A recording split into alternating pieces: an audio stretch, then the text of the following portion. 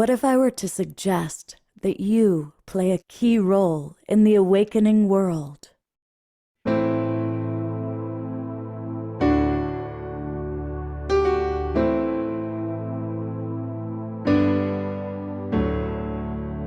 that you are watching this because you have heard the call.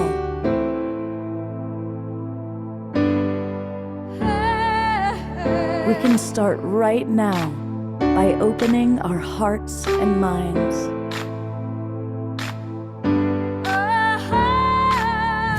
Welcome to the awakening world.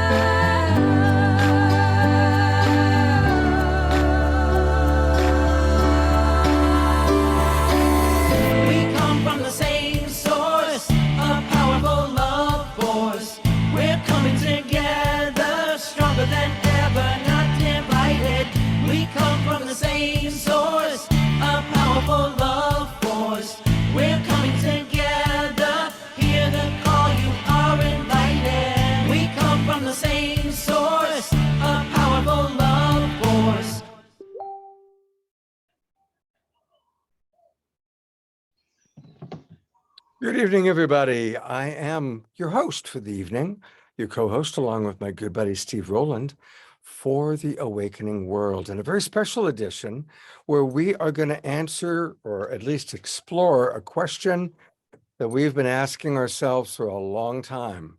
What do women truly want? And we've got some amazing, very powerful, wonderful women that are friends of ours that we really trust to speak candidly and honestly. So it's going to be a very powerful show. A reminder for all of the people in our Zoom room, let us know where you are geographically. It's really fun to see that. Both of our ladies are coming from the Big Island. Stephen's up in British Columbia. And I see right away, we've got friends from California, also British Columbia, Australia. So let us know. And I also want to welcome all of the people watching on Facebook. We've got over 100 Facebook groups and pages that tune in and watch because of the Sign Network. So a big thanks to John and Summer Raymer for getting us out to that many groups and pages. And if you are interested, you can come on into our Zoom room, and I'm going to post on the Facebook groups our link, and you can come straight into the Zoom room, or you can register, and it's really easy to register. Just go to globalpeacetribe.com, and register, and you're going to get the links to all of our shows for the rest of the year. We do 3 shows every week: Friday night, Saturday night, and Sunday mornings. Sometimes we do special events as well, special online concerts and such. So register and join us. Just go to globalpeacetribe.com, click where it says join the fall season now, and then you'll see all the different things that we've got going on, and lots of amazing shows. That's, of course, tonight, tomorrow night's show, and Sunday's show, and so it continues.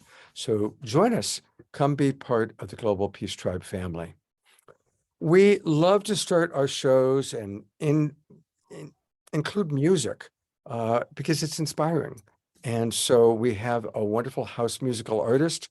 Those of you that are regulars know that, of course, I'm talking about Omashar, who brings a lot of love along with his music. Take it away, brother. Hey, aloha and namaste, everybody, and what a blessing to be here with you all tonight. I have a couple of very simple, pared back, unplugged songs, and this is one called Precious One, and speaks for itself.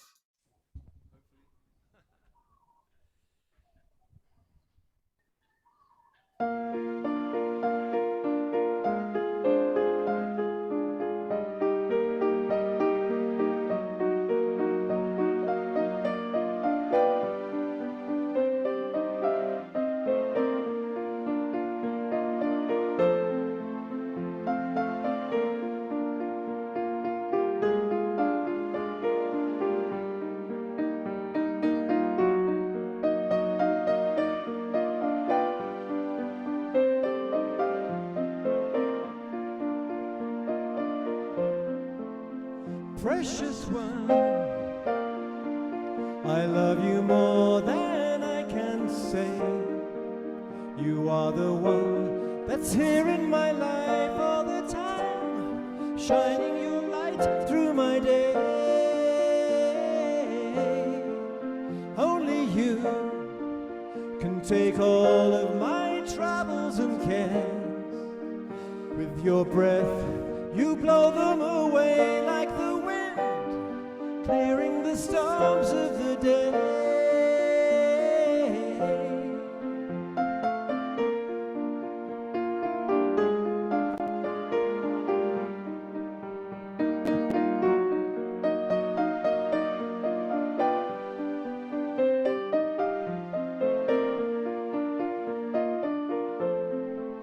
This is the dawn of that bright and glorious day, when your love shines right through the heart of our world, melting what stands in the way.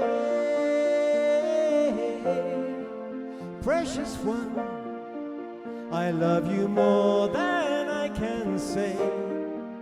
You are the one that's here in my life all the time, shining your light through my day.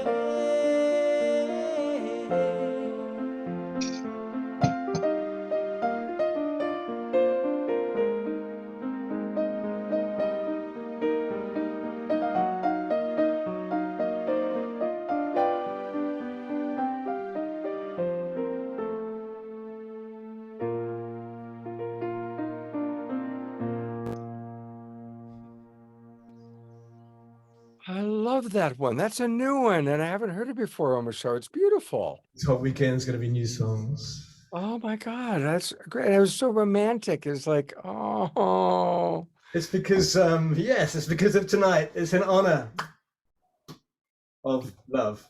Oh, you did a great job. And hey, everybody, reminder that we can all support Omashar and enjoy his music by going to his page on Bandcamp. Simple. Omashar, his name, OMASHAR.bandcamp.com. And there is the albums and all the good stuff. So let's all support our beloved brother Omashar, and he will be back later on in the show. So we'll look forward to that. Thanks again, Omashar. Well, I get to introduce one of my dear friends who is my colleague. He's the guy looking over my shoulder now, at least in terms of the poster. And I'm talking about Steve Roland. And you've seen him on the show before. He is the creator and founder of RelationFlix, but he's much more than just that. He has quite an incredible background. And I'm going to tell you a little bit about that. Steven is a very trauma-informed relationship communication and emotional intelligence expert. And he's been supporting people to experience wellness in life, romance, sexuality, and spirituality for over 10 years. And that's about as long as I've known him. And he's always been dedicated to just discovering as much as he can about relationship and how to make relationships great and to work. So much so that he then created RelationFlix, which brings a lot of wonderful teachers, including the women you're going to meet tonight, out to the world. So, Steven, thank you. I'm excited. And of course, let you all know, we are going to be promoting our new course for men, Relationship Essentials for the Evolving Masculine. We'll talk about that later on tonight. But we thought, let's start by understanding what women truly want. And to introduce the two women that are with us live, I'm going to turn it over to you, Steven. Thank you, Scott. Yeah, wow, such a joy to be here with all of you. And yeah, the two ladies I'm about to introduce, I totally adore and think of in extremely high regard. And yeah, I've spoken to both of them in the past week on this exact subject, and we evoked quite a few juicy nuggets, some that were just pierced my heart and soul to hear this feedback that women have about men and like the beautiful longings of their heart. And both of them had beautiful things to share about that were potent and an invitation into a higher way of living in relationships. And so so looking forward to getting into that tonight. And so alphabetical, first on deck is Arielle Brown. Her brand is the Intimacy Catalyst, and she also runs a community called the Cosmic Tantra Community, where she hosts these online events called play containers that explore intimacy and sexuality in a profoundly deep way. I appreciate Arielle's fierce commitment to living with squeaky clean integrity inside of herself in her professional world. And yeah, I can't speak highly enough of you, Arielle. So I'll make space for you to say anything you'd like to say. Yeah, I'm deeply grateful to be here, as just seeing, me being here with Sheza and this meaningful conversation that we're having. I just feel the gift of being trusted to be here and the gift to be able to share and be received. So thank you so much. I'm grateful and thank you. And I look forward to diving into this conversation. Sweet. And next up on the introduction docket, we have Sheza, who Sheza just radiates this like magical, juicy, spirit connected, sensuality infused, succulent energy into life that she's just like got this like magnetism to her. And like I have friends up here in Canada who all know who she is and are fans and followers of hers just because of how magnetic, inspiring her presence is.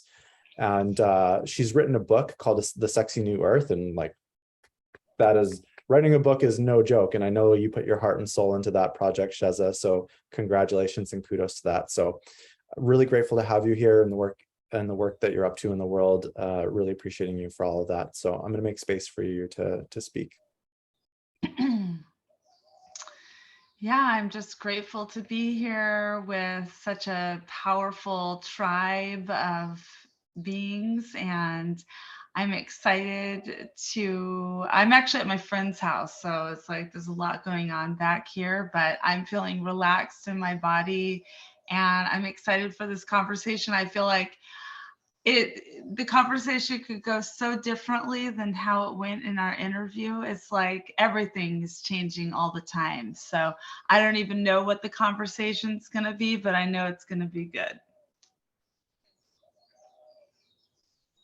All right, well, I'm going to bring the four of us on. And,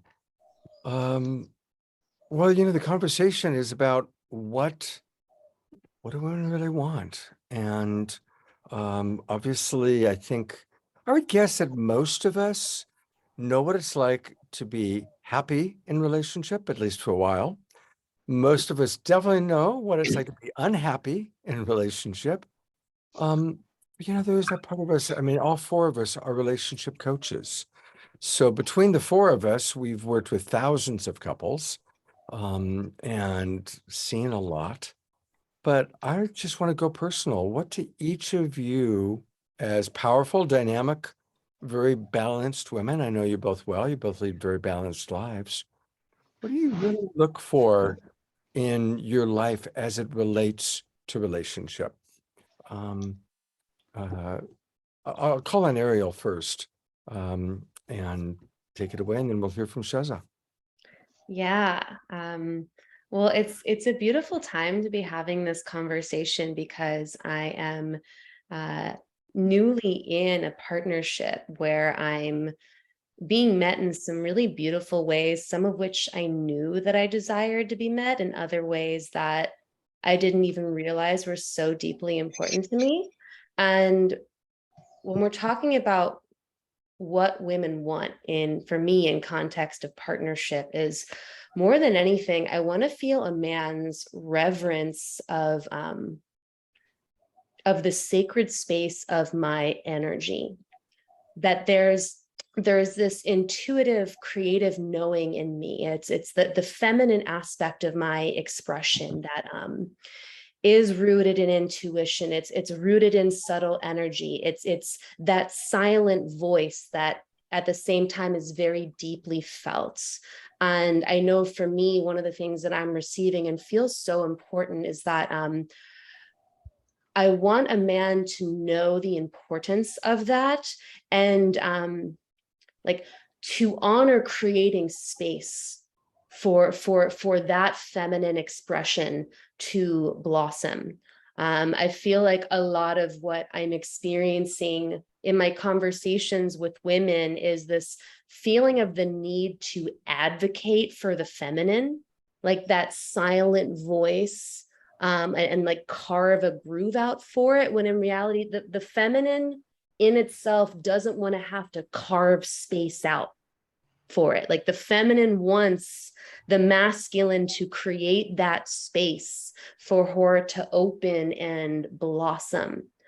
So the place where I'll first start is, I feel like what women are really desiring is for women to come and for men to come in with this deep reverence of like the magical essence that women bring simply through being who they are, and to feel like space is being created for it without needing to fight for room for it at the table.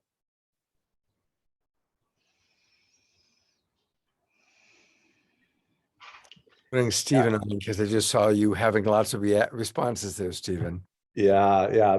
Beautiful share there, Arielle. I really tuned into just the gem of like being in a space of open-hearted, appreciative, like you use the word reverence, I use that word a lot as well, just celebration for the essence of the feminine nature, and not having to carve space for that, and like having space already there existing for that magic to kind of occupy and express.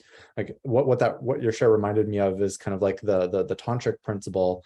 I remember like many years ago hearing this, that like Shiva, the masculine archetypal principle, is the empty space of the cosmos, and Shakti, she, her, the feminine, is like the light and colors and magic and the burgeoning of the expression of the creativity of the cosmos within that empty space. And yeah, like, so just like kind of distilling that into relationship.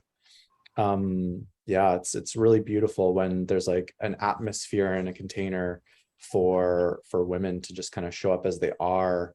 And there's like this, like almost like humble, like thank you, reverence, gratitude for the offering of the magic that really is. Mm-hmm. Yeah. What it reminded me of, I mean, I really appreciated what I heard was as a self-reflection of, hey, we, the feminine, we bring gifts, we bring, so please revere us and enjoy these gifts that we bring. No, that's what I heard and interpreted. And it was like, oh yeah. Yeah, there's the desire for the space to open, and that there's no rush for the opening, that you actually take delight in the gentle opening and like unraveling of our essence. Yeah. I see Eleanor Joy wrote, and there's not a man or partner in my life. I choose to do this for my own divine feminine. So beautifully stated, Eleanor. I'm going to put the spotlight on Sheza for a moment. Sheza, just right off the bat, as you're hearing us talk, what comes up for you? What's most in your beautiful Sheza way? Yeah, what's coming up for me is I just love the transmission that Arielle brought, and it's really actually very deep in my life right now on multiple levels, workflow and many experiences I've had that I'm seeing the ways that the feminine way is the harder way, because it's not as seen. There's like this other layer, and we're so programmed to be in this masculine flow that even seeing it is complex. And one of the ways that I'm really feeling is this more embodied way. Like, and I sometimes I hate the way words masculine, feminine, because what do they really mean? But this headway, this logical, okay, we're going to sit, even in the spiritual world, we're going to sit up straight, tall, silent, observing. And how the feminine is kind of loud, and there's a wildness to it that isn't linear. It's not necessarily, it doesn't necessarily fit in with our paradigms. And, but it is so desperately needed in our society. And so I think that we are all, men and women, are so longing for this other expression. And at the same time, we don't even quite know where it is. Like, how do I even explain what that is in this moment? And, but yeah, that I have this inner knowing, this inner deep yes and no. That's why I feel like the sacred rage conversation is really up right now. And a lot of people are a bit scared of the bitter woman who's just mad and angry at the world. But actually, this sacred rage of the feminine, when it's alchemized, is this deep yes or no about what is in alignment with us. And so it's kind of like a wild animal that says, no, I will not allow these old ways to continue. And it's an inner knowing. And sometimes there's a feeling that we're slightly crazy. So I feel like from the masculine to be able to say, I am really hearing what you are saying. And this desire to go deeper in understanding what women are tapped into that might be different from the sort of mainstream logical linear way. That was rich. I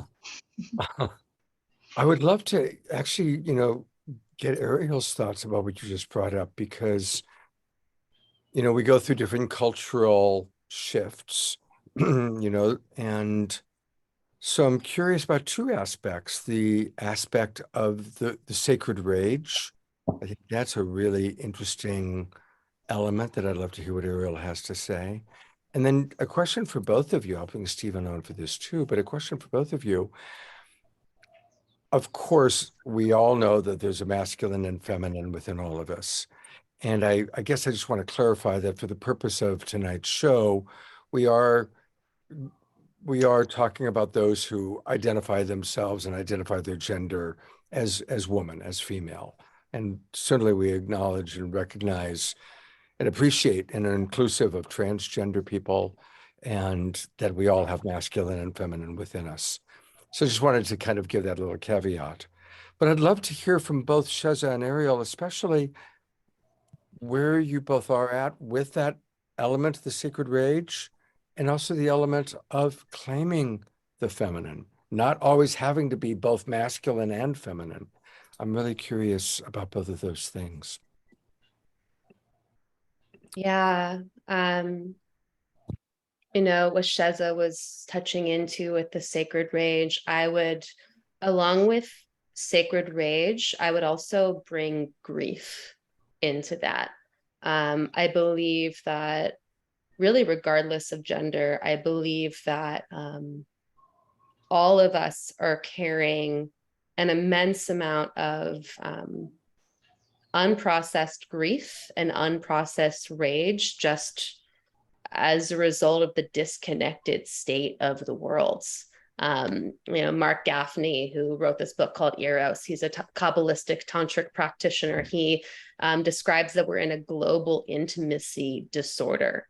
And, when I feel into the rage that I feel in me, and also the grief that I feel in me, I wouldn't even say that, at least for me, it's so much personal and identified with my specific identity, but as a deeply empathic, intuitive woman. I feel very connected to the grief of the collective, the rage of the collective, and because of the nature of the work that I do, there are so many women in the world who don't have access to any of these emotions, or even have the space or the resource to process this.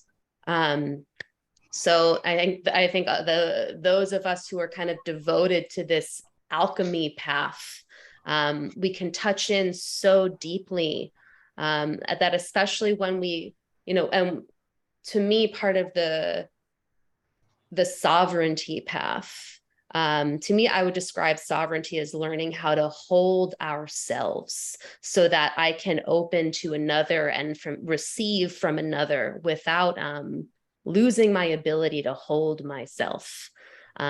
So on my own, like masculine and feminine integration, sovereignty path, I've learned how to hold that grief. I've learned how to hold that rage and to not take it out on people in unconscious and subconscious ways, and to process it myself. And then when I come into relationship, to me, part of the point of relationship is to take down those walls and allow that alchemy. Like a teacher of mine, Nicole Daydon, would say, you can't tickle yourself and you can't take yourself out of control. There are certain things that we actually need connection with another in order to open and facilitate. And my experience, and I imagine other women, is that when we start opening in relationship with a man, not only are we opening those doors of pleasure, those doors of joy and connection, but we're also opening the doors of tapping more into that grief and that rage that many of us have been carrying for so long. And I feel like women want to know that it's welcome. And that doesn't mean that it's giving women a permission slip to take that rage out on men in malicious or unkind ways, but wanting men to have a sense of what it is that we're carrying. And because it's linked with all of the juiciness that men receive through our openness, I feel like we want to know that it all gets to be there. Because if you only want the juice, but you don't want like the bitter or the things that don't taste so good, it's not actually safe for us to open.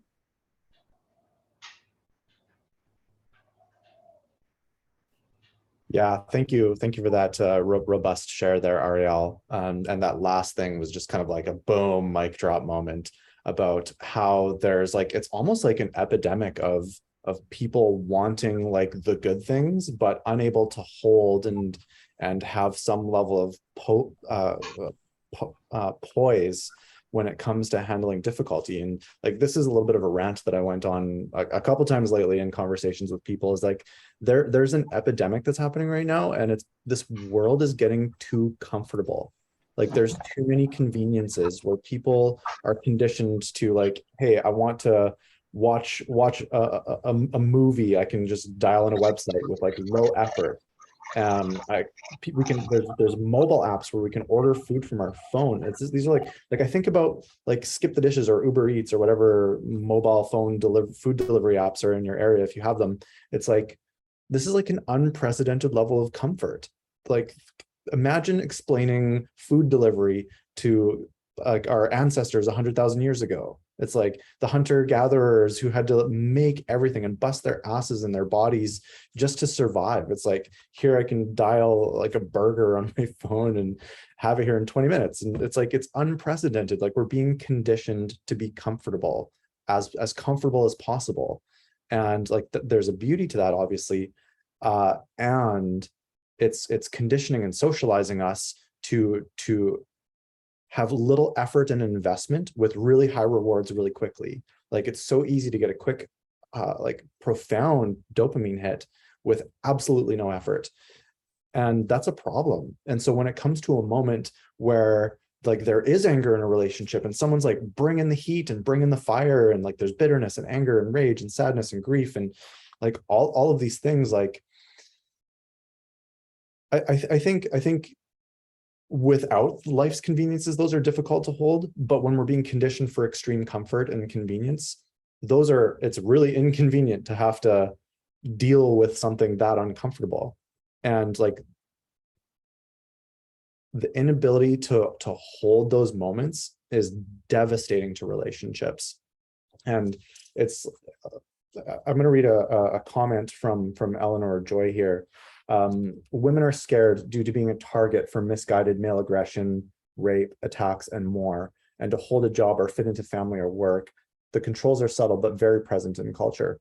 So that weaves a little bit into what I'm saying, and it's like this inability to hold and contain energy, whether it's like an emotional charge that I'm feeling because my partner's pissed at me, or an inability to hold energy in the sense that, hey, I have this profound sexual attraction to this other person, and I can't hold that energy in myself. Like it's a containment issue.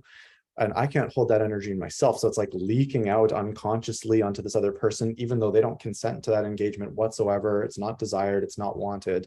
And there's like this lack of skill present. And yeah, I think that's like one of the big reasons why Scott and I are teaching the program that we are Relationship Essentials for the Evolving Masculine, because learning how to hold an atmosphere where, like I spoke to earlier, hold an atmosphere where all the colors and expression and beauty and magic and intense expressions of energy from women, like learning to hold that well, manage our own discomfort, regulate our nervous system, be able to stay present without reacting and going into attack, dismissiveness, defensiveness, or making it wrong, trying to diminish it, shut it down. It's such important work. And like Arielle, you said it just so perfectly in your last comment there about like how there is this desire for like the beauty, the magic. And when there isn't an ability to hold the difficulty as well, it's like it's all of a sudden it's not a safe atmosphere to be. So I just riffed for a bit there, and I do have a video, Scott, queued up from Erika that's kind of on this tip as well, but I want to just make space for Arielle and Sheza if they have any remarks about the riff that I just went on. Sheza, you're muted.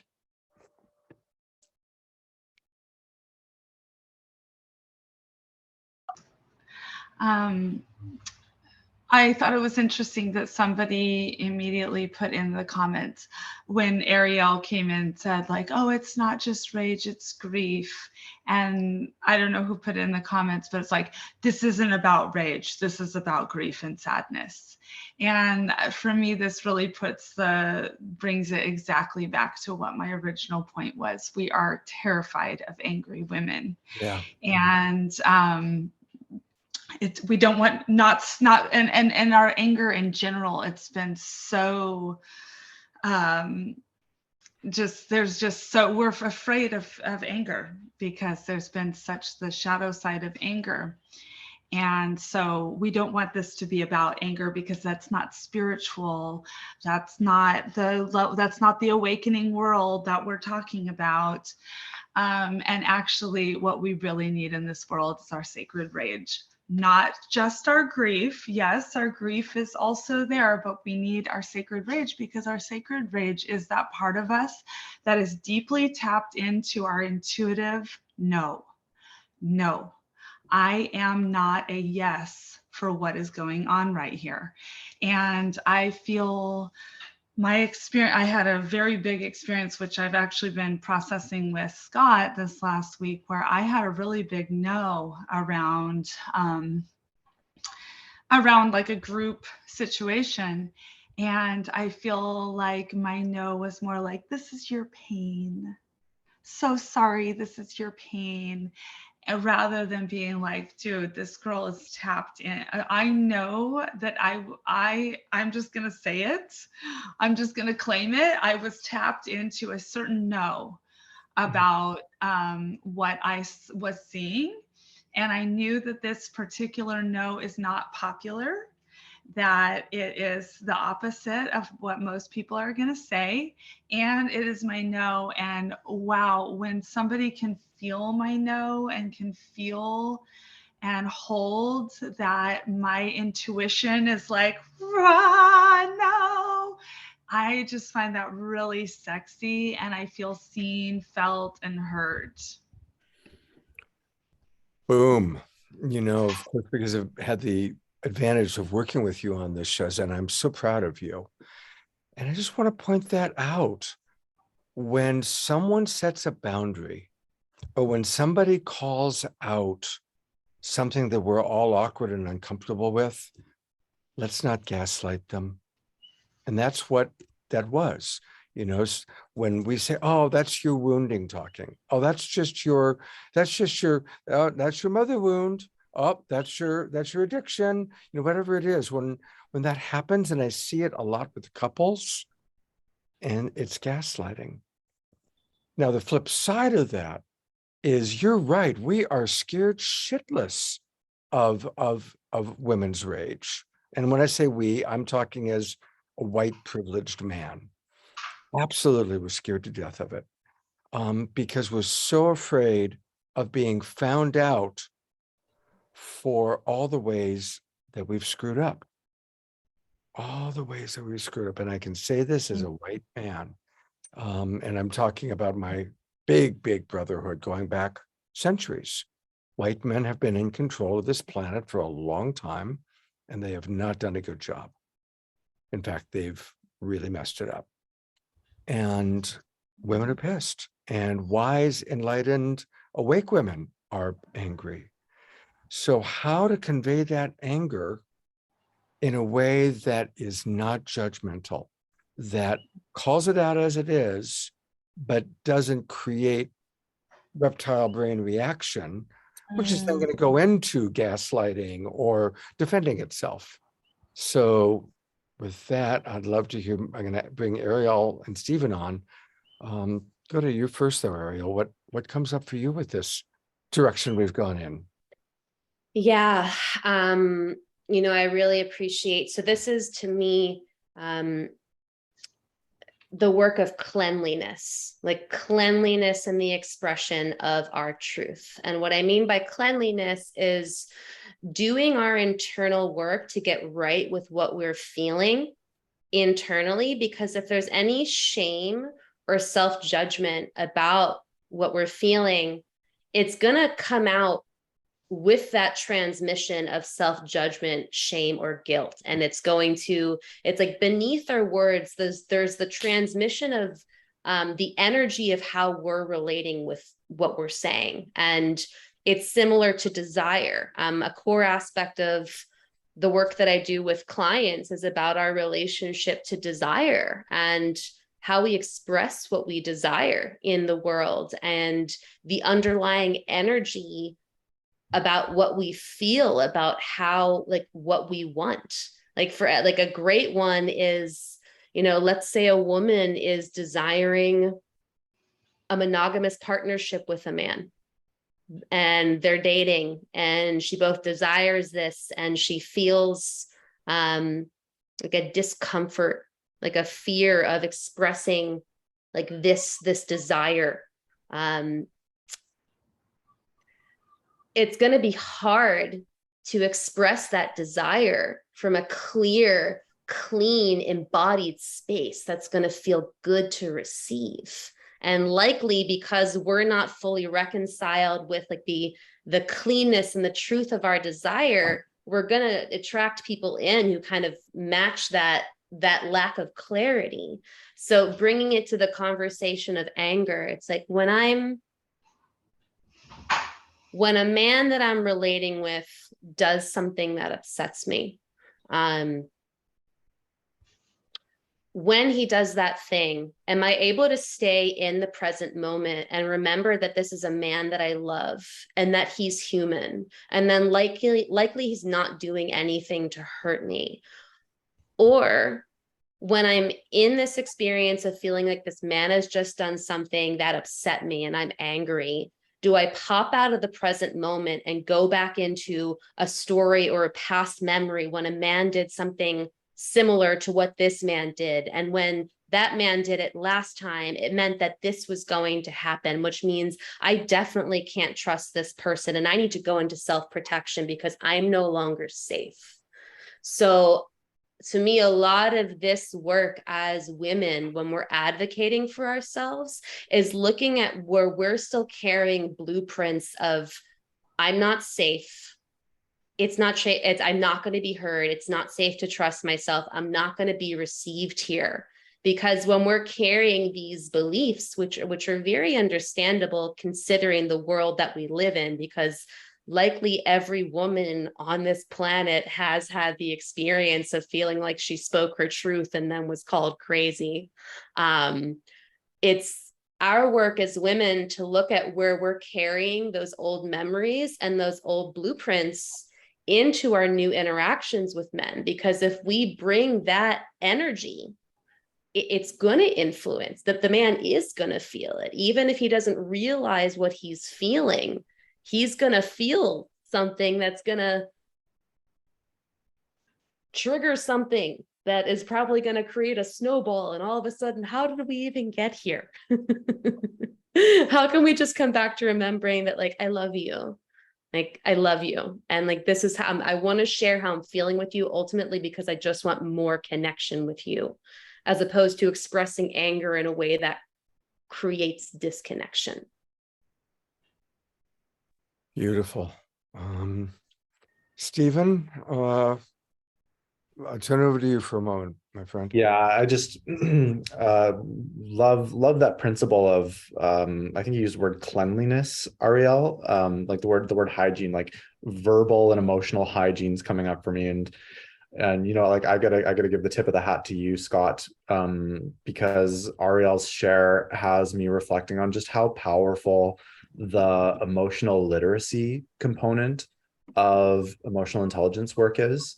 Like really just empowering ourselves to have the vocabulary and language to sense make about what's going on inside. You know, it's like if we don't have that the language to use, it's so difficult to create inner coherence and speak from a clean place. And yeah, it's like all of the different kind of nuances of different flavors of emotional energy that are out there, like anger has like rage, or like discontent or agitation, or like feeling disturbed, or like on the more pleasant side of the emotional spectrum, there's like joy and feeling like inspired and elevated and enthusiastic, and just, you know, like having all of those, having the language to talk and make sense, and then be able to deliver that in a more clear way is super potent. We have some interviews with other wonderful women. Of course, we're going to hear much more from Arielle and Sheza, but I know you've got something queued up. Do you want to introduce what you're about to show? Yeah, so this is a clip from the interview that we shot with Erika Briones, who is a sex educator. She works particularly with managing shame around her sexuality and sexual confidence. So that's the big work that she does. And this particular video is about when, it's kind of actually piggybacking off a subject we were on about 5 minutes ago, and that's like when a person is bringing an uncomfortable or difficult emotion, like the impact that has when it's held well.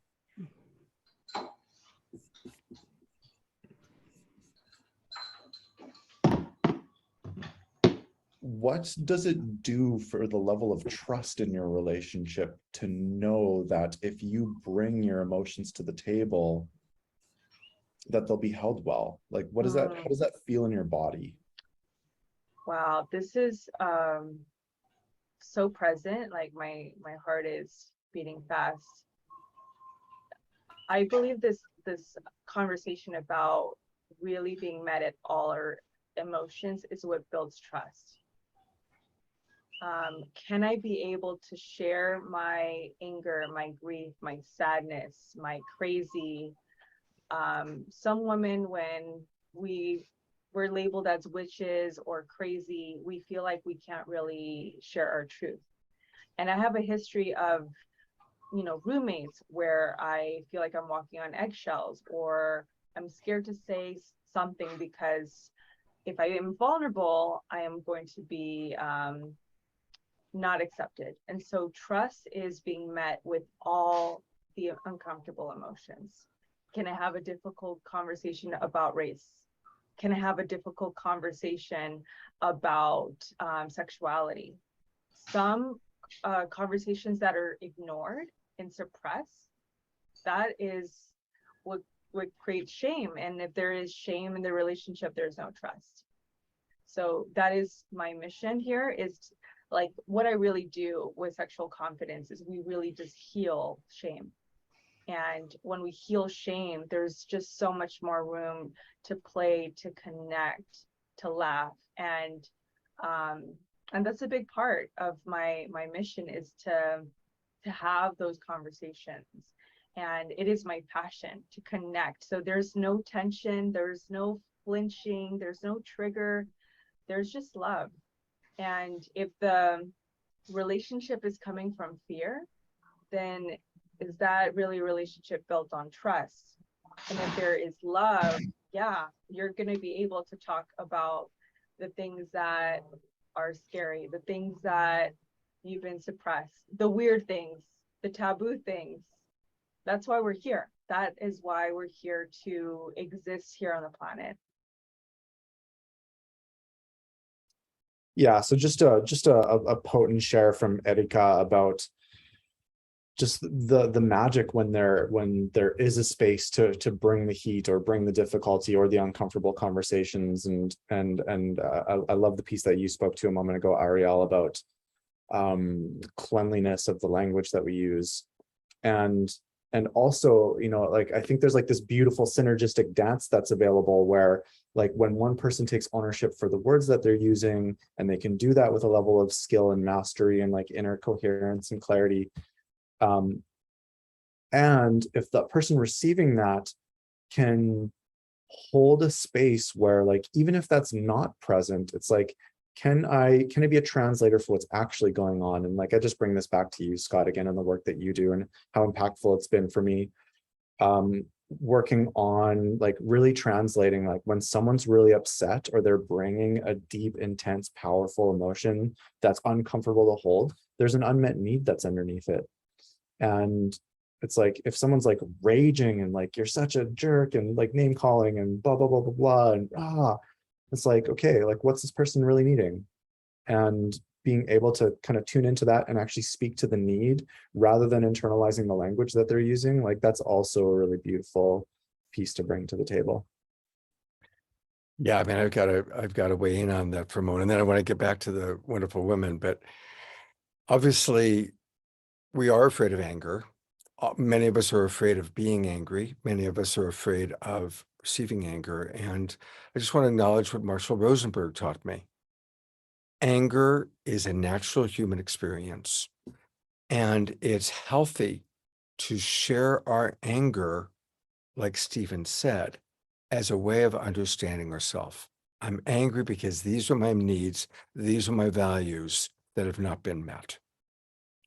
It's not cool to use our anger as a weapon. It's not cool to say, you made me angry, now I get to tell you what an asshole you are. So just whenever we're at it, look at it. Am I wanting to share my anger for the purpose of being understood? Yes, that's cool. Or am I using my anger as a weapon to hurt another person? And that's, again, a razor's edge. I see that Mark Janisovsky wrote about the razor's edge, and that's absolutely true. I'd like to get to another question for both Arielle and Sheza. So I'm going to bring you both on. What are some of the qualities, since this is what women truly want, what are some of the other qualities that you look for with, in your relationships? And it doesn't have to be just romantic relationship. It can be any of your important relationships. But what are some of the other qualities that are just really like super important, super precious to you each? I think that for me, if I can jump in, because it relates to what the last comment you were saying, is the comment of curiosity and desire to. So like if somebody's angry, like rather than, it's spiraling into this big negative place, it's like, I really want to hear what you mean or what's underneath that. And so it's this, I feel like important relationships, there's this beautiful groove, there's this dance of ideas and desires, just not to only be the speaker, but to understand the other. And then you really get into this beautiful, like a good volleyball game, like going back and forth. And so if someone's having a strong emotion, it's not just holding space, but actually being really curious. Oh, like, wow, what does that mean? And what do you mean there? And then it just opens up this huge, I'm a sapiosexual.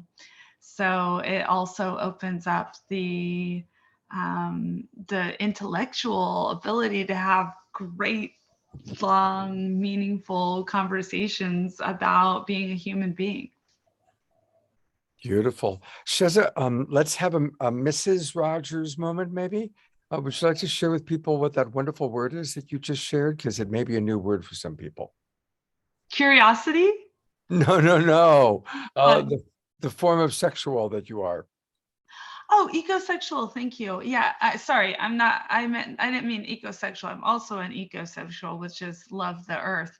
A sapiosexual. A sapiosexual. Which is someone who gets off on intellectual conversations, and it's definitely one of my big passions. I can have like totally be obsessed with like really yummy, juicy conversations. And I feel like the more that we are like curious about the other person, the juicier the conversation gets. Beautiful. All right. I want to hear from Arielle some of the things that she really that turn her on and she looks for. And then I know Steven has another video lined up. Arielle, you're up. Yeah. Well, first, just wanting to like affirm and nod. Like to me, exquisite curiosity is one of the most like desirable and sexy qualities that I find in a man. Like your ability to let go of the need to control and instead just trust, like through you being like just being curious, and like trust. Like to me, curiosity as opposed to like leading the conversation somewhere shows me that you trust yourself enough to let go of control and let curiosity guide the experience. That is powerful. That's a place for where infinite potential can occur. So I want to bookmark that. And I also just want to speak to what women want from men in a way that doesn't have to do with prospective romantic partnership, because I actually believe there's a lot of healing that wants and needs to happen around men and women having like truly genuinely loving intimacy with each other, where the potential of sex or something more isn't always on the table. On the big island of Hawaii, where Sheza and I live, it's like we live in this wild and amazing community of humans, and we're dancing together all the time, and we're singing and we're playing and we're praying. And I've cultivated such beautiful brotherhoods with these men where it's like it's not about sex, it's not about where it's going to go. And some of the things that like I have really noticed that I'm receiving more and more is like, again, this thing of like reverence from the men in my community. Like as simple as a man in my community who I know and love walking up to me and giving me a freshly opened coconut simply because he appreciates my presence in the space. It's not you're giving me a coconut because maybe if you give me the coconut, we're going to do something later.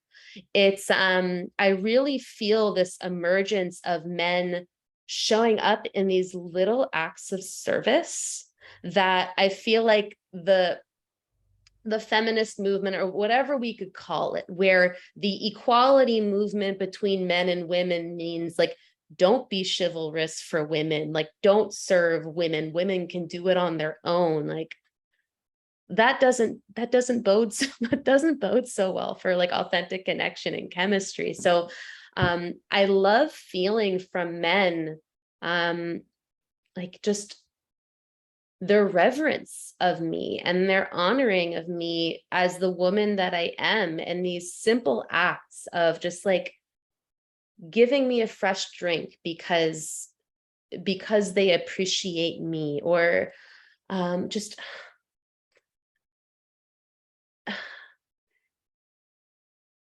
it's the acknowledgement of the goddess.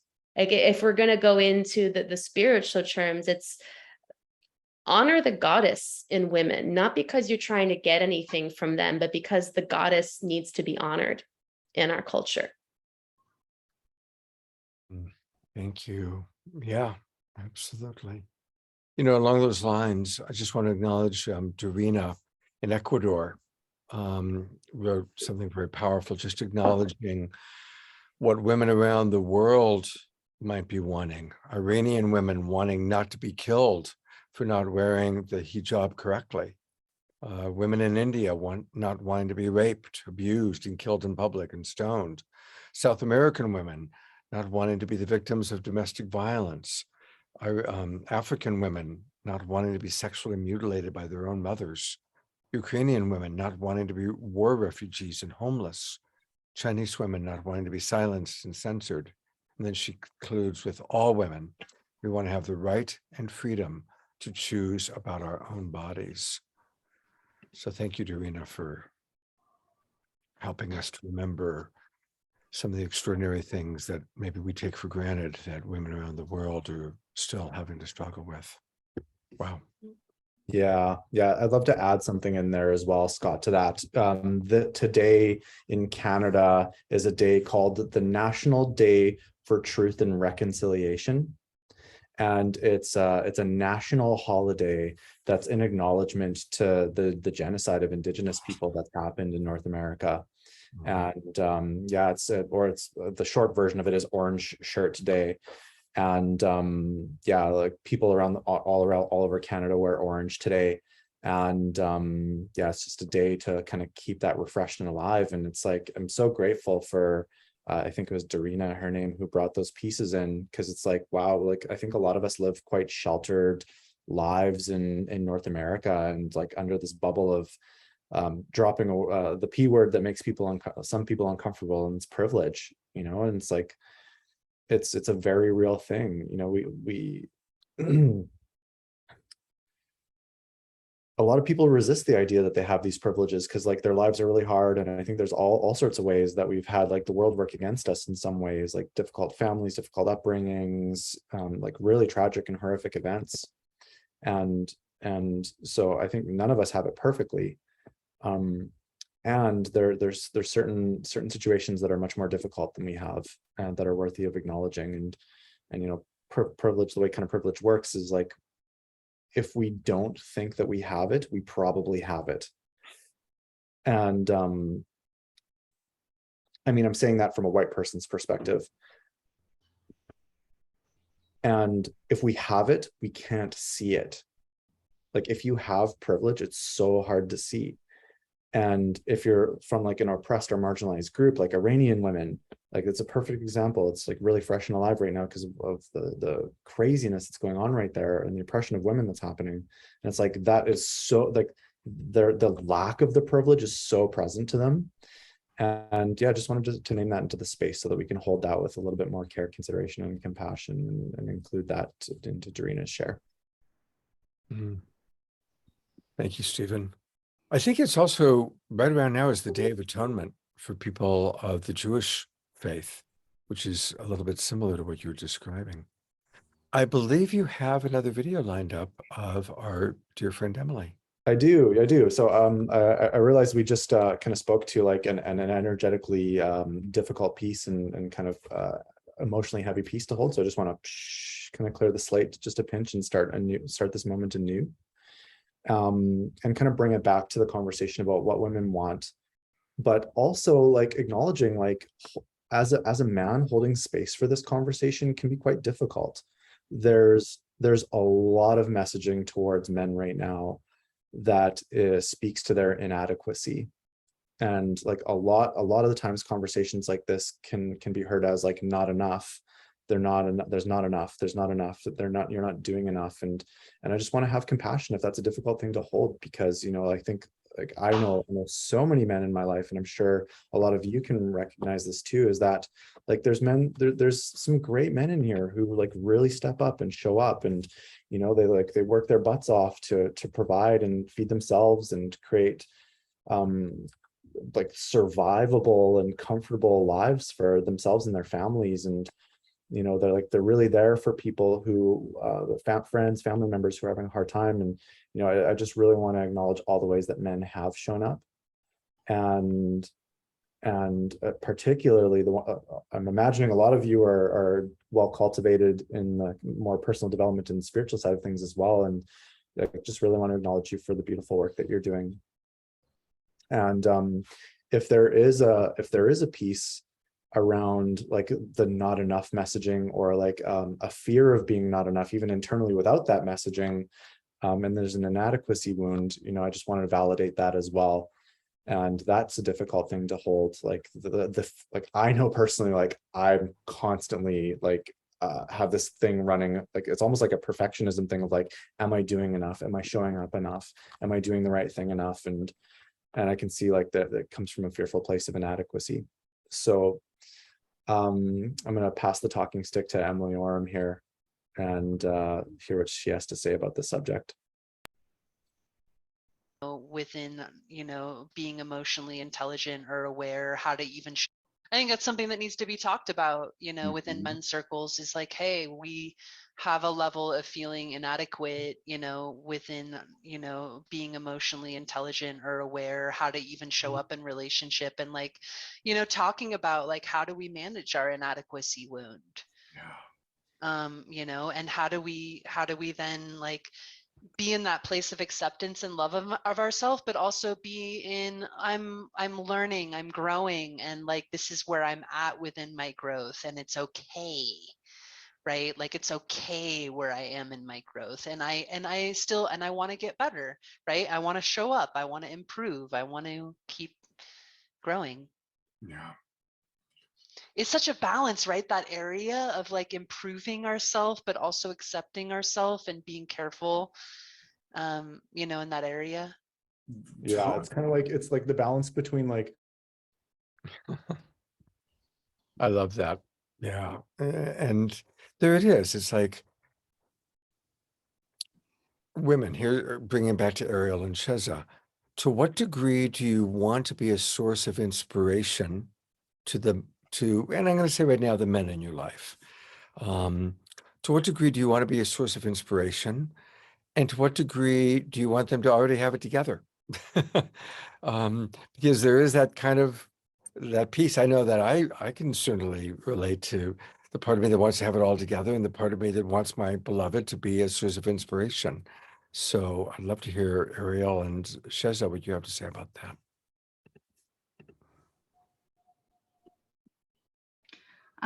Well, I'll just flow in as one of the things I was talking about in our video when we talked was this this like the gift of a lot of women right now. And you know, this is a big stereotype, but a lot of the gift is this emotional intelligence, this intuitive way of seeing things. And one of the gifts that I often find with a lot of men, at least the ones that I feel resonant with, is this sort of like, let's pop out of like the storyline and be in the joy and the humor and the lightheartedness. And so there's this sort of like what I see in a lot of men that can be both sometimes as bypassing, and sometimes it's just super inspirational and awesome, is like pulling us out of the drama and into just the light-hearted joy of the moment. And then the women is more like this intuitive, I'm seeing, I'm feeling, and I've got all this like downpouring of ideas and wisdom, and I want to talk about it, and it can sometimes feel a little heavy and dense. So to me, it's bringing these two places together of like, let's go deep. And sometimes that gets really dense and heavy, and without bypassing, let's open to more like the joy and humor and lightheartedness. And so, yeah, that's kind of how I see these two polarities playing with each other. Beautifully stated. Thank you. Thank you. Arielle?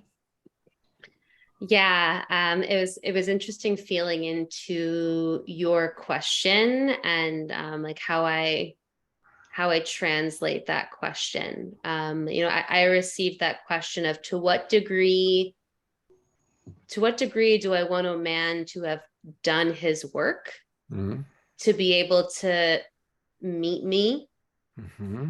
And to what degree am I willing to be a teacher and be that space holder? And to me, we're always teachers for each other, we're always space holders for each other. And again, I'll reflect just in this current partnership I'm in.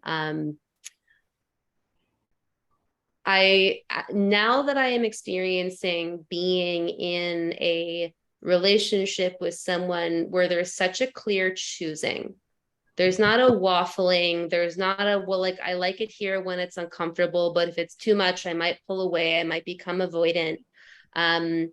Navigating that dance as a woman who can err towards anxious attachment, and how much emotional, like a teacher of mine, Kasia Urbaniak, would say, how much emotional labor invisible emotional labor that I would do for the men that I was exploring intimacy with, meaning when a man's not willing to feel his emotions, the role that I would come in and play to kind of hold both of our emotions. And I kind of normalized it because I didn't have really a reference point for anything outside of it. And now that I'm in an experience with a person who's not running, he doesn't need to be right.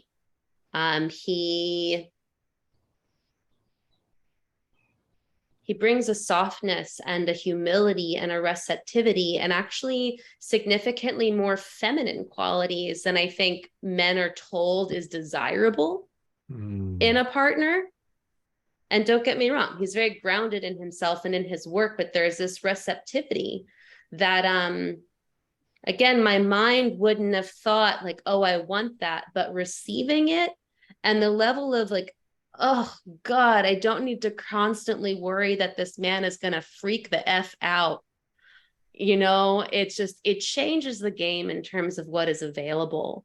Where I am available to teach, I'm available to teach in terms of how a man can meet me sexually. I'm available to really guide a man in terms of how to know my body. If he's a willing and generous participant, I'm a yes to that. Beautiful. I was just, it was actually Sheza I was talking to a few days ago, and I said, make sure if you're dating a guy that he's trainable. Very important that they're trainable. And like you said, I think either you or Sheza said, you know, that they don't think that they know everything, because how can they possibly? So beautiful. I want to read a couple of comments that are coming in from our chat box and then turn it over to Stephen. Susan Woolridge did acknowledge, yes, we are in the Jewish New Year. Days of awe, 10 days to examine our heart and soul, leading up to Yom Kippur, the Day of Atonement. Karen Eisenberg writes, beautiful, Shessa, bringing in the humor and joy when we get deep to balance the two polarities. Eleanor Joy says so much wisdom from these two wonderful, insightful women. I'll bring the other insightful woman on camera at the same time. And apparently we've got a whole Victoria, British Columbia thing going on with all the people on the show here in Victoria, BC, including Stephen. And then finally, Mark Danislavsky earlier, again, just when we were kind of talking about anger and rage and being present to it, brought up some really good points and some concerns and questions. I don't want to go back there, but I want to just acknowledge, thank you, Mark. I appreciated what you wrote. So I'm going to turn it over to my collaborator today, Stephen. Yeah, so I'm just about to play a video from Jessica Osterday here. Actually, I'm just going to jump right into it, and then we'll do a little bit of a round table.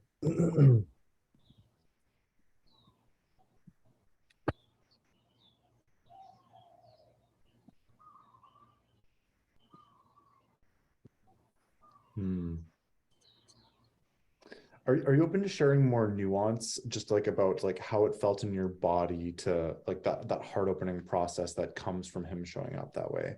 Can you elaborate just a little bit more on that inner process for you? That's a harder question for me to answer, I feel like, because it's cumulative. It's not a one-time thing. And I think that, I've been in a lot of relationships where someone shows up with a one-time thing and it's not trustworthy. So consistency matters. Consistency is the most important thing. Like, I know who he is, even when he's being an ass. And we all are, including this one right here. Like, we all have our moments, right? But like consistency in the way that we show up around these sticky parts of our personality, for me, means a lot. It's a hard thing to describe, but I think that just like that heart opening feeling, the expansion, the willingness to move towards rather than away from, the willingness to share with him parts of myself that I don't share with anybody else, because to me, that's the love language that's earned. And the trust that I can be known there, even if he can't know me immediately, that I know that we can take the time for him to know and for me to understand him in that space. And there's also a willingness to have fun, I think that comes through as well, because I can't trust someone who's not willing to meet me in my dark places, and I won't have as much fun with them. I won't go as deep. So I'm like, you didn't earn this. Like, who are you? How do I know that if I drop into the vulnerability of joy and love and beauty and sex and passion and all of those things, if you can't hold the container when shit is real, how do I know that you're not going to cause stuff when things are good? And that just like goes down, because that's been my experience of the immature masculine, is that it's about service to their ego. And so like they have to redirect to the most dramatic point because they don't know how to actually hold space and enjoy. And so I think that that's the difference in container that we're talking about here. It's like you build the container through the hard times so that you can really drop into the good times and know that you can meet each other regardless. That's what trust is for me. Trust isn't built in like, trust is not built in the shallows. Yeah, so great share from Jessica Osterday, who is a trauma healing counselor and therapist, and she was riffing on the experience of consistency of showing up from the man that she's dating, and I just thought that was a super poignant share, and would love to bring it to Arielle and Cheza to see if they have anything to riff on from that.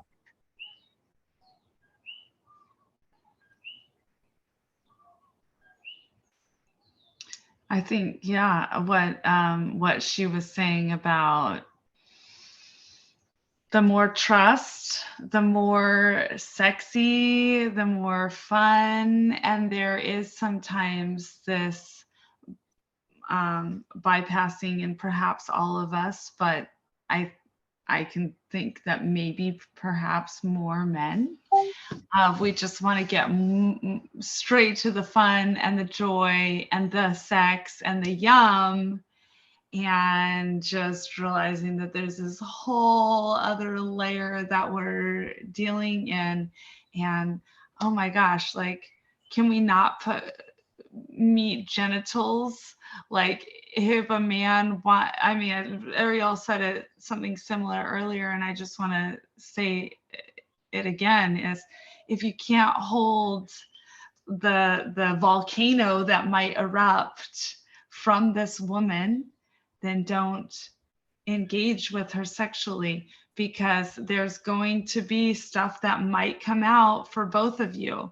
So let's just say, if we're going to engage sexually, are we going to be able to also drop in and have space for what might emerge in our attachment issues, in our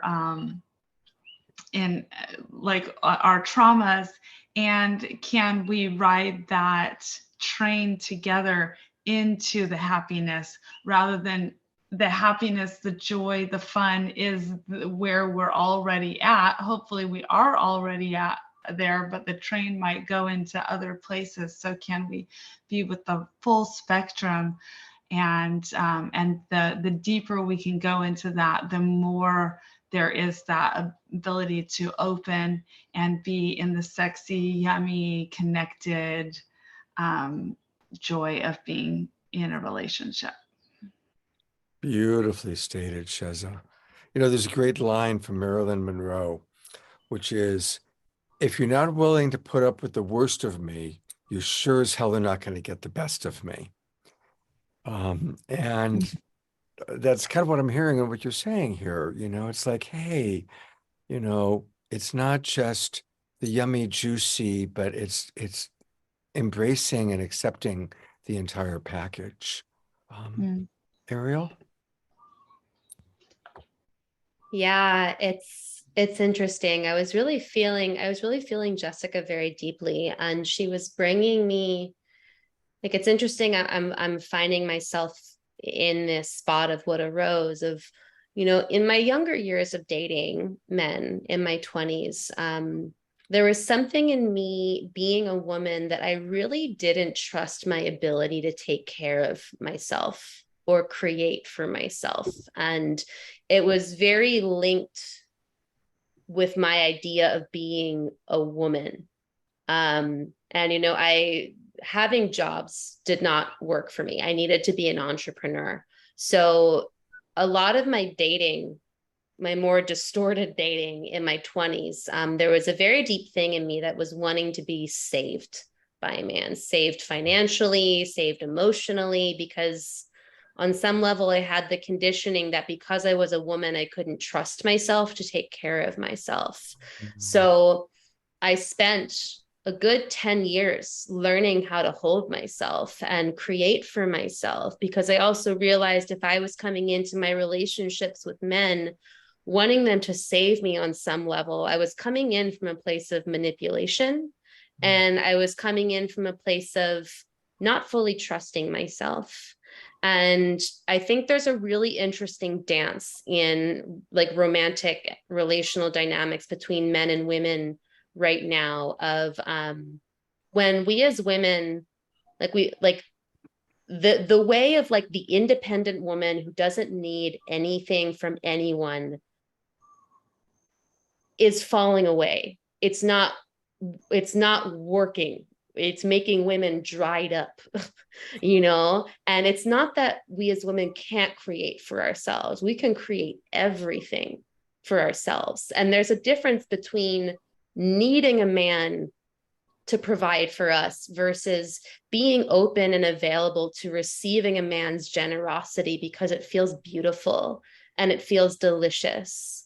And there's something very vulnerable that I'm experiencing in like navigating that dance, where I've spent so much time cultivating my ability to hold myself, to not contribute to like a victim savior dynamic between men and women that I think is quite pervasive in our culture, to finding this really beautiful way where it's genuinely safe for me to soften and allow myself to be supported by a man in a variety of ways without abandoning myself in the process. And I want to let men in to that particular place of vulnerability that I think a lot of women are carrying, of like wanting to open our hearts so deeply, and also wanting to make sure that we're not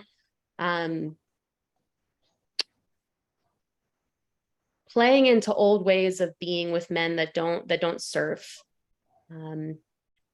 That's what wanted to come through. So thank you for receiving.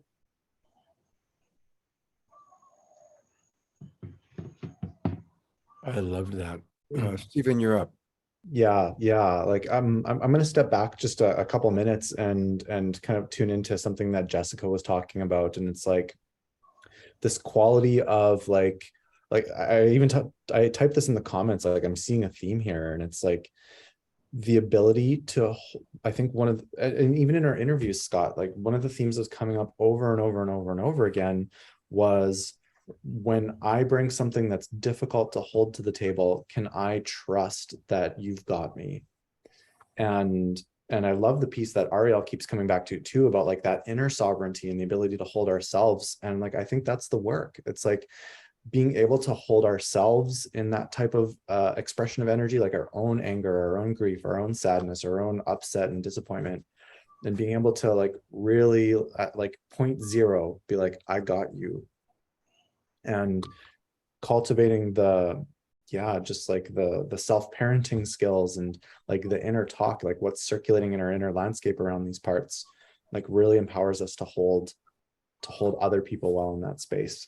You know, like I think about the concept of emotional range, which is like to what degree of the deep, wide, like almost infinite emotional spectrum, like can we hold moments of like the most profound, like bucking wildly in sexual ecstasy with like roaring animalistic expressions of pleasure? Like, can we hold that level of intensity without kind of collapsing or like getting overwhelmed? And on the more difficult side, like the rage and the grief, like can we be with that too? And we can get into this place where we start to judge, particularly the more uncomfortable side of that spectrum, as bad or wrong and not something that we should have to deal with. And the more that we judge a particular feeling as bad or wrong, the more we kind of abandon our relationship to it. And so when that comes up in another person as a valid, deeply valid human experience, we can easily go into kind of suppression and judgment around it, and like minimizing behavior, or going into complete avoidance and withdrawal, like the classic "come talk to me when you're normal," you know, kind of a frame. And it's like, I really love the invitation to expand our emotional range and be able to sit with a person. I like to think of as like music notes on a keyboard. It's like, can I sit with this like low note for a moment and let it play out and run its course, and then kind of come back to center? So that's kind of what Jessica's share brought up for me.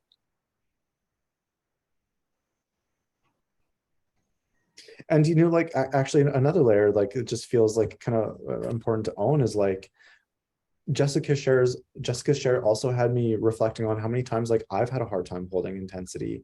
Like my nervous system got overwhelmed, and you know, not to pivot to a victim position in this, but like there have been moments where like the words that were coming at me were like either borderline abusive or actually like genuine abuse.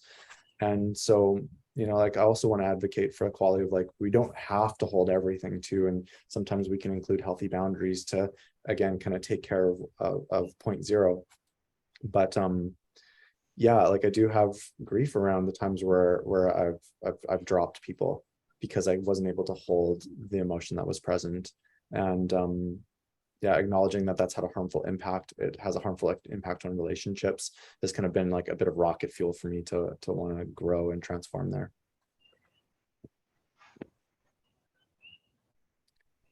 Scott, I do have a video of Trish queued up, and I'd love to include her in the conversation here. Yeah, I was just going to ask. So Yeah. that's and Okay, great. again, this is the Trish who co-hosted this show, our Friday night Straight Talk show for 2 years. And Trish sends her love. She wants people to know she will be back, but right now Friday nights are not good for her. So, but we all love Trish and look forward to showing this little clip. Take it away, Stephen. Yeah, so just a little bit of context. So if you know Trish, you probably know her as a person who like can really bring her fire and her sass and her passion and her heat to the table. And personally, it's one of the things that I really adore and treasure about her. She has like a certain potency to the way that she speaks that's kind of piercing and penetrative. And so the video clip that I have queued up is actually based on a study that was just revealed about a month ago, and actually was shared quite virally around the internet about how men are really lonely. And one of the reasons why men are experiencing unprecedented levels of loneliness is because there is this movement of women kind of culturally, at least in North America here, and probably other places, where kind of like the standards bar is being raised a little bit and men are being called up. And so that's what this video is about. Not called out, but called up to meet that.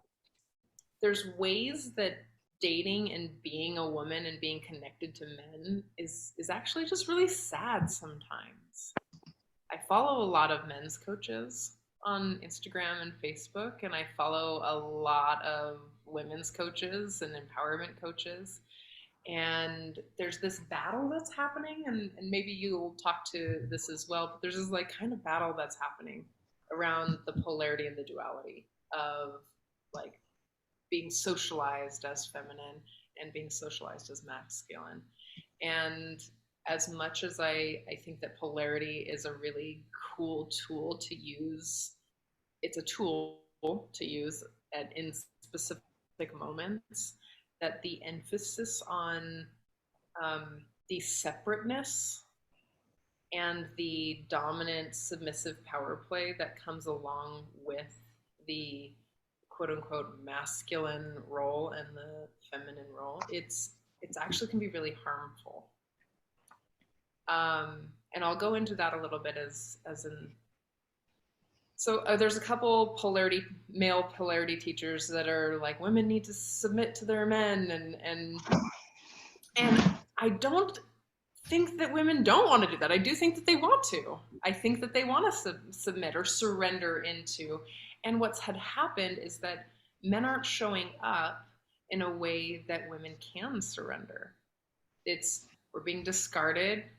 Oh, she's too emotional. She's too much. And it's sort of these types of things. So there's a lot of women in my life who are doing their work. I mean, they're in therapy, they're in coaching programs, they have coaches, they have a therapy. Yeah, they have like, they're going to classes, they're sitting and processing with their women's groups, and they're upgrading their standards to a point where the basic male behavior that's taught in our society is actually not available anymore. And I'm sure you've seen the study. Maybe you saw that recent study that there's a lot of single men.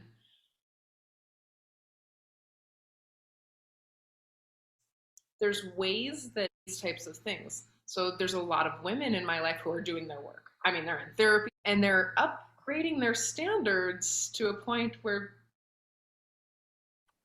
the basic male behavior that's taught in our society is actually not available anymore. And I'm sure you've seen the study. Maybe you saw that recent study that there's a lot of single men.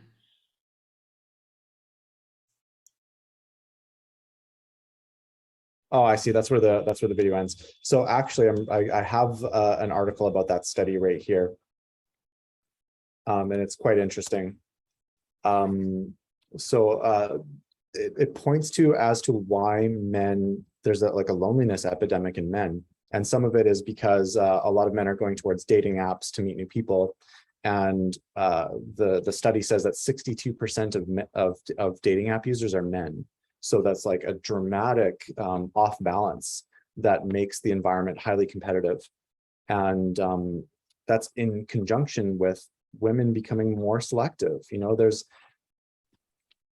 100 years ago, we needed relationships to survive. It was a necessity. It was an essential. You know, people were getting married at like 18, 19, 20 years old and having kids at 21, 22, and like raising lots of kids so that they could kind of help out on the farm too. And it was like an important survival mechanism to move swiftly into relationships. And so like the dire need to do that just isn't here anymore, at least in our culture. And so what that is doing is it's creating new kind of qualifications for what it's going to take to say yes to enter into particularly a more robust life partnership. And the article talks about how women have a tendency to have better cultivated relational skills, and men are kind of getting left in the dust a little bit. So anyways, that kind of completes the point. And I'd love to bring Arielle and Cheza back on if there's anything that came up for you around Trish talking about like the sexual polarity scene, and kind of like almost like the dogmatic narrative that men need to be like the strong dominant leader, and women need to be this beautiful, radiant, submissive kind of characterization, and kind of moving into how like a lot of women actually do want to let go and surrender and be held and led sometimes, like just for the sheer joy of it. And it does require a person, a man or their partner, to be able to hold them in a certain way for them to feel safe enough to do that. So I'm curious about Cheza and Arielle, if you have anything to share about that.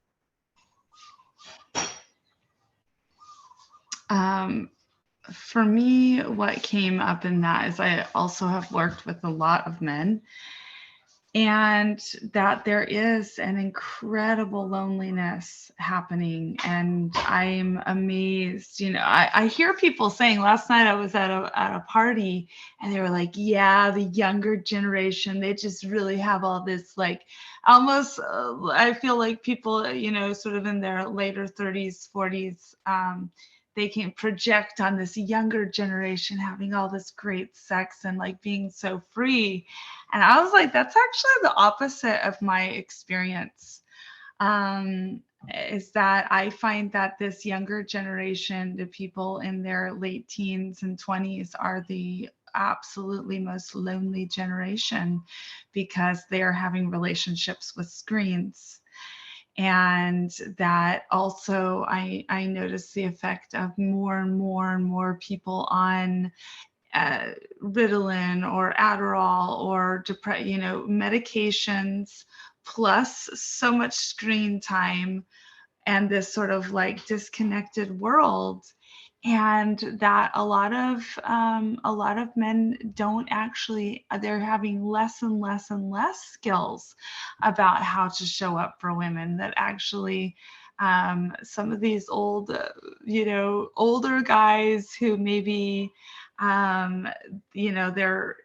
they actually have sometimes an ability to have that like old-fashioned chivalry.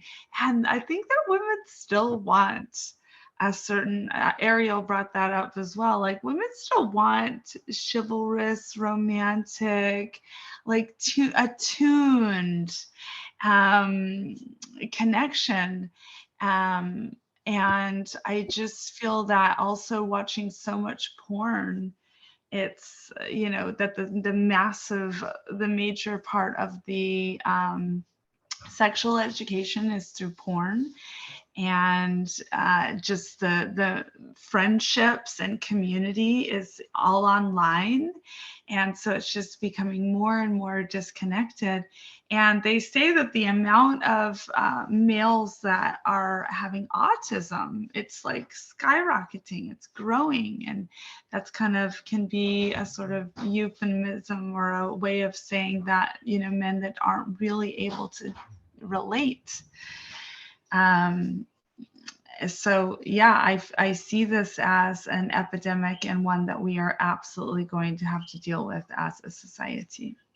Wow. You brought up a lot of really disconcerting things, and thank you for that. And it's true, it's we are living in a culture where people are much more familiar, comfortable with their cell phone than they are with, getting together with somebody and having a deep conversation. So it is like reestablishing things like just etiquette. And like Arielle, I loved what Arielle had said earlier about, just getting the coconut, not because I want anything other than, hey, can I share a coconut with you? So we are actually past 9 o'clock, which is usually when we end, but I want to give Arielle a chance to share one more thing. Then I want to let our audience know where they can get more of Sheza and more of Arielle. And then, of course, talk a little bit about our men's course. So Arielle, any final thoughts you'd like to share for tonight? Yeah, well, there were two potent points brought up there that Steve was asking about. And first, I'll go into the polarity piece first of this phrase came through of like, polarity doesn't work in insecure relationships. I feel like there's this way that, we're wanting to play with the charge of polarity to ignite chemistry in relationship. And that's an aspect of it. But to me, I come from the standpoint of, I am a woman embodied in masculine and feminine energy. I choose partnership with a man who's embodied in masculine and feminine polarity. My desire is for both of us to have the full range of our masculine and feminine polarity available in the relationship, because that's the fullness of our humanity.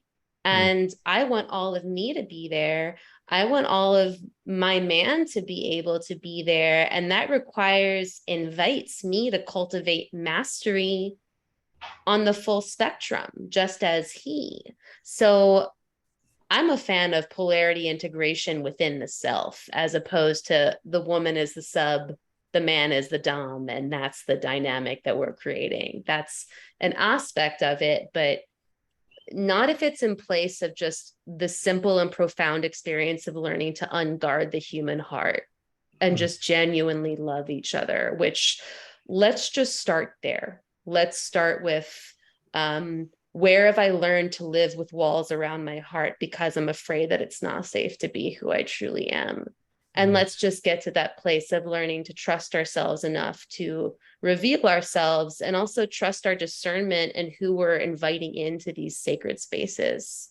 And the other piece that I want to add is just, I often bite my tongue with this conversation of like where men are at in their growth and evolution as opposed to women, because I'm not interested in getting lumped into the category of saying, oh, she's just hating on men.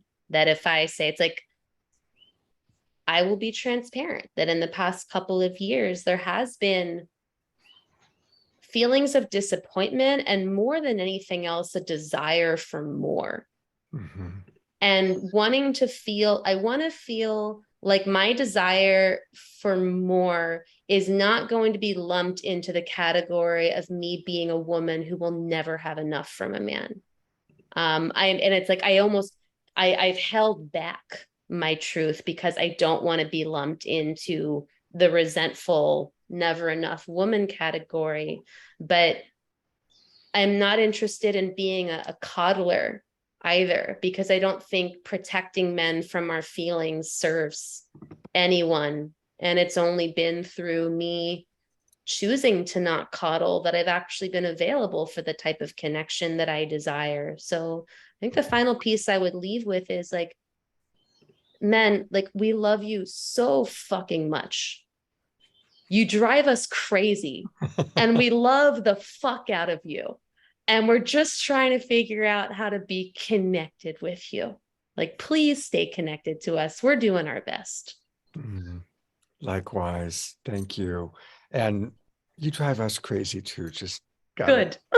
gotta acknowledge that. And we also, that's why we're having this thing we want. And how the heck can I learn how to give that to you fast enough? Hey, before you go, Arielle, I have put your information in the chat box, but I want to just have you share with people a little bit about some of the amazing things that you're doing. And for those watching on Facebook, her website is ariellebrown.com. So it's pretty easy, ariellebrown.com, her name. But then if you go / to Erotic Integration Mastermind. Now, first of all, everybody, make sure you register so you can find out all about the art of having what you want, right? Tell us about that and tell us about your sovereignty program. Yeah, so I would highly recommend, yes, if you're interested in coming into a deeper relationship with the power of your authentic desire, highly recommend signing up for my my mailing list. You'll receive a 4-part video series there. And so beginning on November 2nd, I am holding a 12-week, what I'm calling Erotic Integration Mastermind for medicine women on the priestess path, serving as guides, facilitators, and community leaders. More and more what I'm seeing as women are rising and embodying in positions of leadership, especially in spiritual communities and especially in communities that prioritize the intentional use of plant medicines, psychedelics, things of that nature. The level of work that we have done around our own integration as human beings and also as sexual beings is going to impact the type of space that we can hold and facilitate for the healing of others. A significant aspect of the focus of my work is looking at how when we aren't prioritizing the healing and integration of our sexuality, it impacts our ability to lead authentically, transparently, vulnerably, and as a safe, embodied space. So this 12-week Erotic Integration Mastermind is specifically for women who are serving in positions of leadership or facilitation in these communities and one-on-one work that's focused on healing and consciousness expansion, to do that deeper integration work around who we are as sexual beings so that we can trust ourselves to hold these deeply nuanced and potent spaces where desire, attraction, and sexual energy very naturally emerges. It's very nuanced work. I'm limiting it to 9 women for this first cohort. And there's an application process involved because I really want to invite the aligned women into this first potent container. Beautiful. Thank you so much. I've said this to you before, but I so appreciate how eloquent you are. You really have a real talent for expressing complex ideas with a lot of eloquence. And it's always, whenever I'm talking to you, it's like, I want to talk to you more. Yay. So let's do that for sure. I love that. Thank you so much, Arielle. Thank you. And you can also find her on RelationFlix. Arielle is one of the great coaches that you'll find on RelationFlix. And I'm going to bring on our RelationFlix master, Steven, so he can wax poetic about you. And then we'll go to Sheza for her conclusion. Yeah, I got to give Arielle a shout out. Her video series on RelationFlix on exploring women's pleasure is holding steady as the top viewed content on the entire platform. So tip of the hat to you, Arielle, there. And for those of you that don't know, RelationFlix is a video subscription service platform that myself and a bunch of really brilliant relationship experts, sex educators, coaches, therapists have been working really hard on to bring just, world-class relationship education shot by professional filmmakers and delivered for a palatable subscription cost. So relationflix.com is where you can go check that out. And there's a free 30-day trial for you to check it out to see if it's a good fit for you. And look at who they've got. They've got all these amazing educators. Obviously, you've heard from several of them today. There's Jessica, of course, Sheza, of course, Arielle, Emily, Erika, Paul Sterling, Michael Dyer, myself, Trish, Stephen, Philippe. I think every one of these people practically has been on The Awakening World. They're all amazing people. So Relation Flicks is amazing. Sheza, I'm bringing you up. Tell us what are your offerings at this time? How do people get more Sheza? Well, you can go to my website, shezasheryl.com, or find me on Facebook. Sheza Sheryl is also a great way. I have an upcoming retreat here on the Big Island. It is Joygasm. It's an energy healing and embodied pleasure, self-mastery, and practitioner training. So we're going to be here. We're going to be working with energy and using that energy for pleasure and healing and soul level transformation. You can also, I'm also going to be doing, so you can do the retreat in Hawaii. I'm also leading and the retreat is 27th of November to the 3rd of December. And you can also do that series online. And yeah, it's going to be a beautiful 7-week series. I have it all written out, and it's going to be absolutely amazing, helping people. You can do it for yourself, but also it will be techniques you can use with clients in terms of using energy, our sexual energy. And it's really about multi-dimensional energy orgasm. I am officially an energy orgasm practitioner, but I'm taking all my knowledge from being a therapist for 20 years and putting it all together in these energy orgasm sessions that are really unique. No one's ever done this before. And yeah, I'm seeing a lot of clients here on the Big Island. It's going really well. My sessions are amazing. And I am just until the end of the year offering one-off sessions. So if people want to have a one-off session, once I get into at least by February 2023, you're only ever going to be able to get my work with me in a longer package. So I am just doing this for the time being. Beautiful. And I just got to go to your website. This is the shezasheryl.com. I love that photo of you. And I also love, you do embrace eco-sexuality. You embrace your body in beautiful ways. And I know that you really help other people, men and women, to embrace themselves, to love themselves, to be joyful like that amazing woman having an eco-sexual experience on the rocks. Yeah. Thank you. Thank you so much for being with us. Thank you. And you'll see Sheza and Arielle hopefully on the show again soon, because they're both really, really awesome. We are going to close in a moment with Omashar music, but we do want to encourage people to take our course. Now, of course, I recognize that a lot of the people on the show are women, but that's all right. Tell your men, get those trainable men to join our course, Relationship Essentials for the Evolving Masculine, which I'll be teaching with Steven. It's on Thursday nights, 6:00 Pacific time, starting October 20th. And Steven, what do you want to make sure that people know about our course?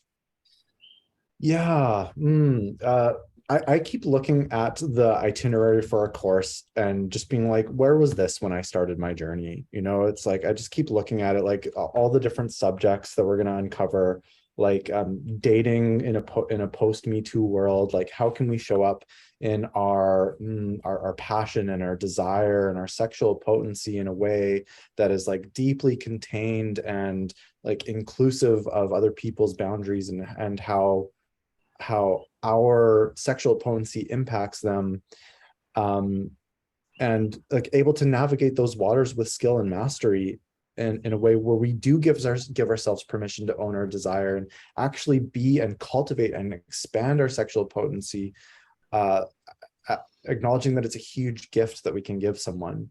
and bring to the table, and how to do that in a way that's like deeply attuned to other people, so that we don't have to worry about being seen as creepy or a predator, and we can kind of keep a finger on the pulse of how our energy is being responded and held by the other person, and like caring and considering for that deeply.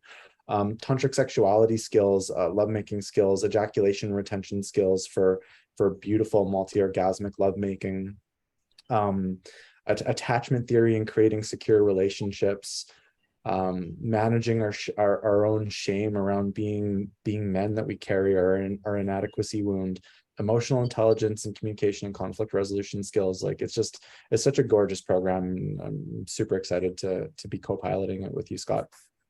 Likewise, Stephen.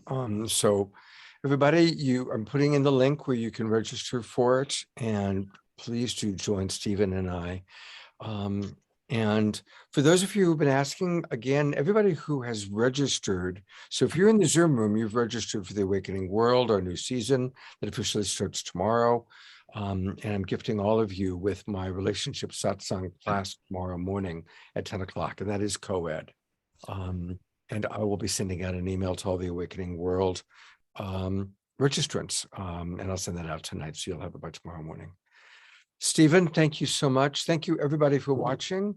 And, you know, Omashar is the alpha and omega of our shows. It all begins with him, and it all kind of tends to end with him. It does. Omashar, I know you wrote you've got a new song for us that you played at the beginning. You got another new song for us. Well, it's another song that I haven't played yet, and it's called Until You. And the reason I brought it up is because I was brought up a real anal retentive Brit with no relationship skills whatsoever passed on by my family. And it wasn't until I actually started relating, it took me, let's say, at least 15 years to become educational. And I met this woman once, and she would take no rubbish from me whatsoever. And I loved her so much that I ended up melting. And there's one line in this song which says, "I wasn't always just real until you." And so this song is called Until You, and it was written out of that experience of getting a reflection so clear that it shocked off a lot of my British masculine inability to have my heart wide open and be fully available for a partner, a woman in my in this case. And so here we are. This is this one, Until You.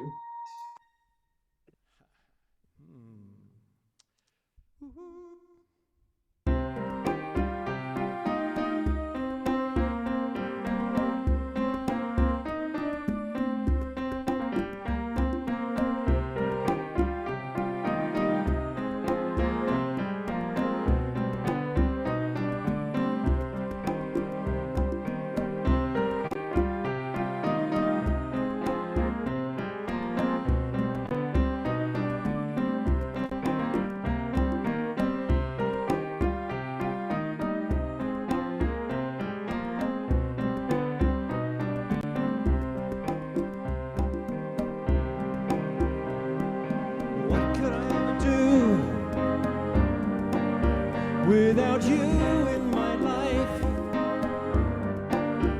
it would seem so unreal. I'm glad it's not true. What could I ever feel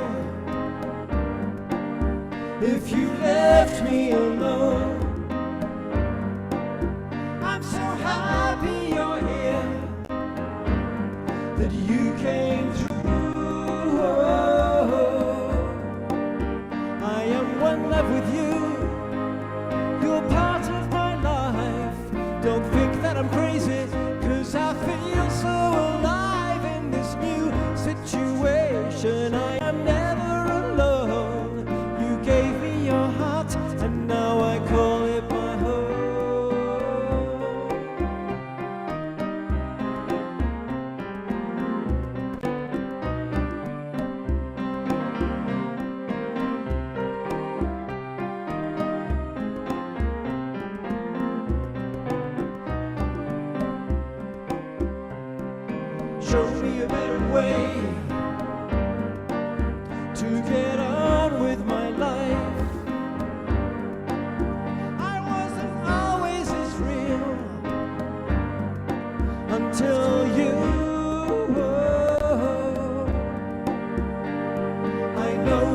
constant change that we need for our souls.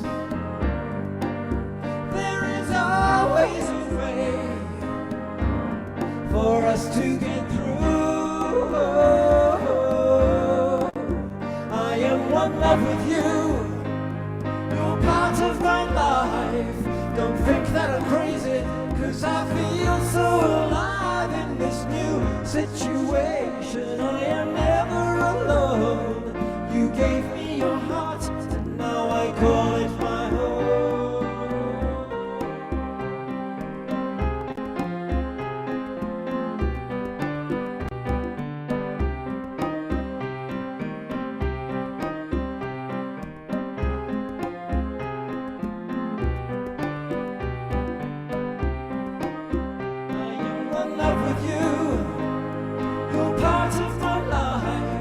Don't think that I'm crazy, 'cause I feel so alive in this new situation. I am never alone.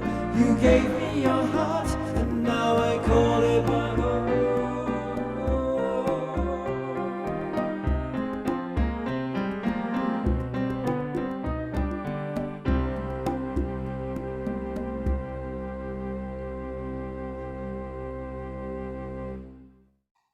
Beautiful, Omashar. Thank you so much. And thank you, Eleanor Joy. We I spot know, Eleanor, that was awesome, sweetheart. And you're orange. That's right. She's wearing the orange we were talking about. There, here, I'll put the spotlight on her. Hang on. There she is in her beautiful orange. Wow. Yeah. And it's a Victoria, British Columbia time because she's in Victoria and so is our beloved Stephen. So all hail Victoria, British Columbia. And also Waterfall was there too. So Omashar, thank you so much. My pleasure. Beautiful two songs. I love your songs tonight. Thank you. Yeah, thank you. Stephen, any last thoughts you want to share? I know your beloved is there, and thank you for staying a little bit longer. Any last thoughts you want to share tonight? I feel expressed and complete. Yeah, thank you, Scott. Thank you so much for pulling everything together. My internet went out, and I drove over to a friend's studio, and Stephen had to pull a lot together tonight. So thank you for doing that, partner. So thank you, Stephen, and thank you, everybody. And a reminder, we are kicking off the first, October 1st is the Awakening World News season, begins tomorrow night. We've got some great presenters, people you've not seen before, River and Diamond, who created the Freedom Technique. They're amazing.